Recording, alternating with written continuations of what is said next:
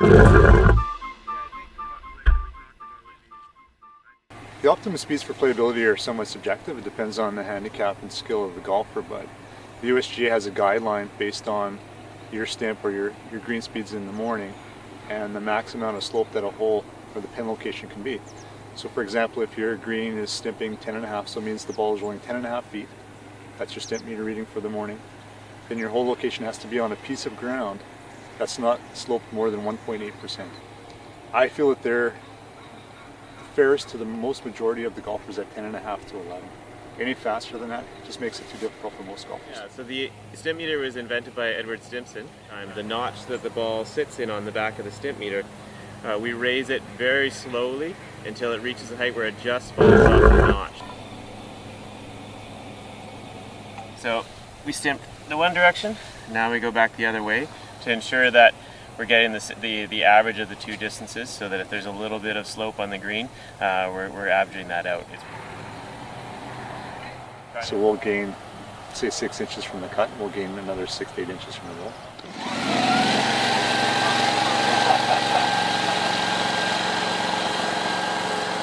Now we've done a cut and a roll this morning, so this will reflect what we do most days on the course to prepare it.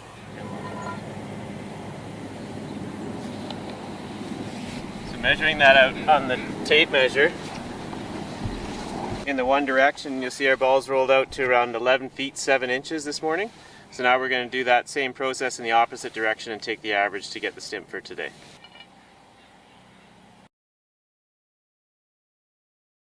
Go. So we quite often get asked, is there a significant change in green speed from morning to afternoon? As you can imagine, we just got a stimp of 11.7. You'd think you'd have a whole day's growth by the end of the day. What is that going to do to green speed? And that also depends. I guess every answer depends. Depends on the weather, depends on how dry the turf is. But we use a plant growth regulator that slows the growth, slows the top growth of turf, and takes all the energy of the turf grass and puts it into roots and shoots to create a healthier, denser turf. Green speeds are relatively consistent from morning to afternoon. So we cut and roll the greens during the summertime, 7 days a week. We will sometimes skip mowing on the Tuesday after we've top dressed. And top dressing is the application of a light layer of sand to smooth the putting surfaces and dilute organic matter. You can see a fair bit of organic matter growing through the surface. And on a closer inspection, you can see how that's been diluted with sand. So if you didn't have this, you'd create a really thick mat of organic matter that never dried out.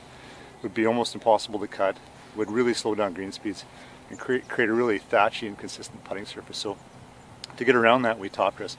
So if we top dress on a Monday, we typically won't cut on a Tuesday. And that's really the only exception to the daily mowing regime that we do. As the greens start to slow down in the fall, handicaps get frozen, we don't roll as often. A little bit of the top dressing regime and the machine that puts the top dressing out, that does is it holds about 1/3 of a yard of sand. The actual angle of the top dressing spinners force the sand into the canopy. Very difficult to get sand into any bluegrass greens because they're so dense, for the same reason that we don't have the same type of ball marks as bentgrass greens. Bentgrass is a little more open, a little less plants per square inch. So our biggest challenge is trying to get sand into the surface. You can even see the sand on the surface.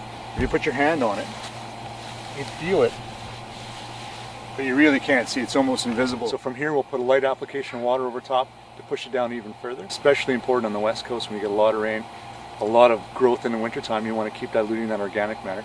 And it's also going to help smooth the surface. It's going to create better ball roll over the long term. It's going to help with little imperfections in the green. It's just going to create a great putting surface. The person that goes out in the morning and changes the holes and sets the blocks is called the setup person. They're setting up the course for the day. So it's up to that person, him or her, to pick the best location on the green that's in the best shape. So it's got the most healthiest, largest area of healthy turf, is the fairest for a pin location, and provides some challenge in random. We typically do not use a specific hole rotation in order to be random, in order to provide the most random experience for golfers. So this is Gus. He does our course setup in the morning, and so he's the one that picks the tees, he's the one that picks the pins, and he sets up the golf course for your daily play. 2 days ago it was a white pin, yesterday it was a blue pin. So today I'm going to make it a red pin, which will just be up in the front there, and maximize our green space, as well as minimize the wear and tear on the green. I always want to try to find a nice flat space here. So put in our second plug here.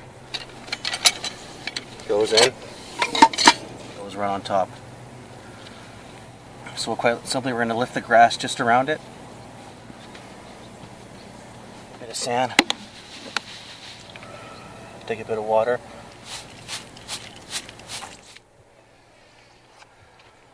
Alrighty.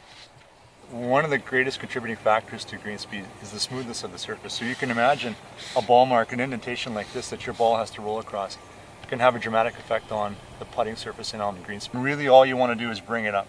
So you're sticking your ball mark repair tool, you're bringing it up, and then you can push it down a little bit, or you'll see somebody tap it with the back of the putter.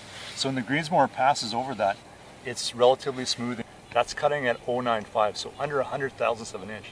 So you can imagine if you had a big ball mark with a tuft of turf sticking up, that's going to get mown off. And that's going to change the potential for that to recover by days, maybe even weeks. The Latin name for annual bluegrass is poanua, so that's where the term poa comes from. So these are poanua greens or annual bluegrass greens. We quite often get asked, how do we have the greatest poa greens in the world? Because we really do. We have some of the best annual bluegrass greens in the world.